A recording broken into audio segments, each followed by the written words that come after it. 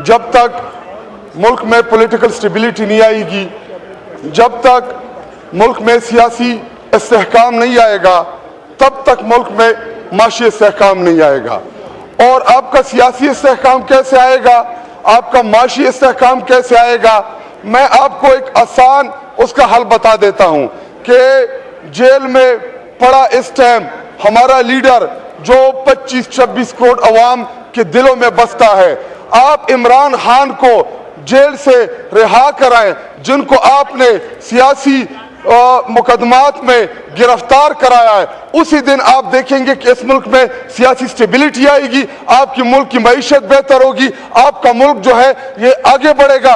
और मैं जनाब डिप्टी स्पीकर साहब आपको आपके इल्म में एक और बात लाना चाहता हूँ। जनाब डिप्टी स्पीकर साहब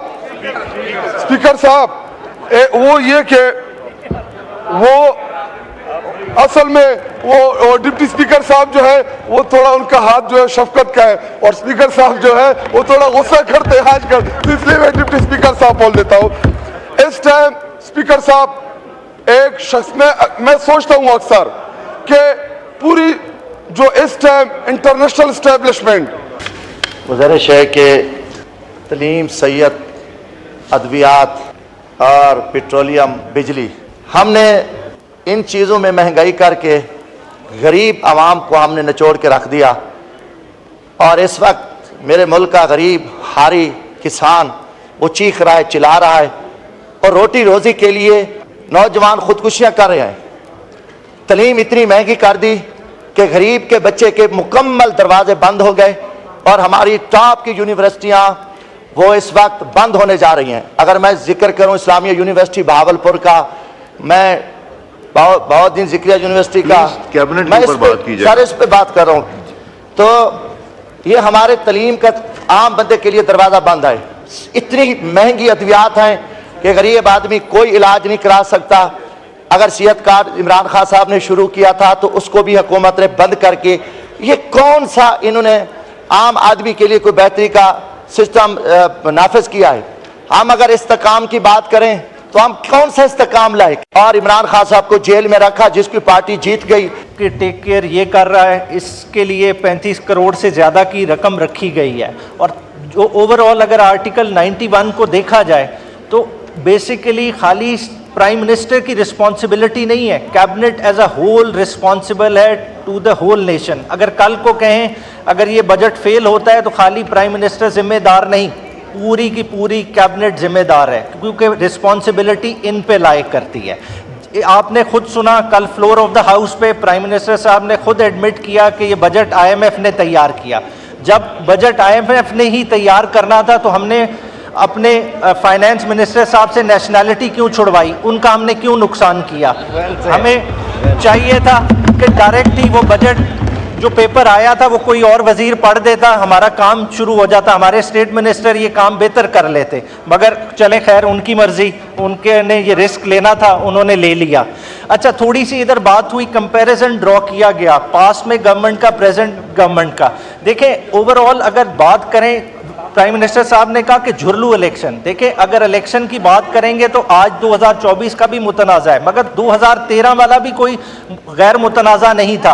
आपने 2013 वाले बंदे को जो बेसिकली आपका DG पंजाब था, उसको प्राइम मिनिस्टर इंस्पेक्शन कमीशन का 2 साल का कॉन्ट्रैक्ट दे दिया, जो कि तनख्वाह ले रहा है कैबिनेट डिवीजन से। कैबिनेट डिवीजन की तो ये कारकर्दगी है, उसकी कारकर्दगी देख लें कि 1.5 साल में कौन सी वो रिपोर्ट उसने ऐसी पेश की है कि जिस पे हम कहें कि कोई हल हुआ हो। अगर वीट का स्कैंडल आया, वीट के क्राइसिस की इंक्वायरी करानी थी, क्या उसको इस्तेमाल किया गया?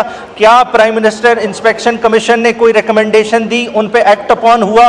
क्या लोगों पे पर्चे कटे? कोई वजीर अंदर गए जिन्होंने लाखों डॉलर हमारे बाहर यूक्रेन को उठा के दे दिए, और ऐसे उठा के दे दिए जैसे यूक्रेन की आवाम नहीं, वो फ़लस्तीन की आवाम थी, और उन्हें हमारे से ज़्यादा डॉलर्स की इस जंग में ज़रूरत थी, और हमने ये कुर्बानी दी। किस लिए दी? जनाब स्पीकर, इधर बात की गई असेंबली की कि असेंबली में नारे होते हैं। देखें, ये असेंबली खाली लेजिस्लेटिव असेंबली नहीं है, ये रिप्रेजेंटेटिव असेंबली है। अगर ये रिप्रेजेंटेटिव असेंबली है, इसमें हर इलाके की बात होगी, इसमें हर इशू की बात होगी, इसमें मिसिंग पर्सन की भी बात होगी, इसमें ऑपरेशंस की भी बात होगी, इसमें बलोचिस्तान की महरूमियों की भी बात होगी। खान की ज़ात को तो वो मैं मिला हूँ। अटक से लेके अडयाला तक के सफ़र का मैं रावी हूँ, मुझे एक एक चीज़ का पता है। जनाब स्पीकर, अगर देखें, आपने तो कहा एक नमाज जनाजा, जाहिरी बात है नमाज जनाजा बिल्कुल पढ़ने देना चाहिए था, मगर इस चीज़ का बता दें कि आज तक इस सारी 1 साल की कैद में आपने इमरान खान को नमाज जुमा पढ़ने दी है? क्या आपने उन्हें ईद की 2 नमाजें पढ़ने दी हैं? क्या ये आर्टिकल 20 की वायलेशन नहीं है?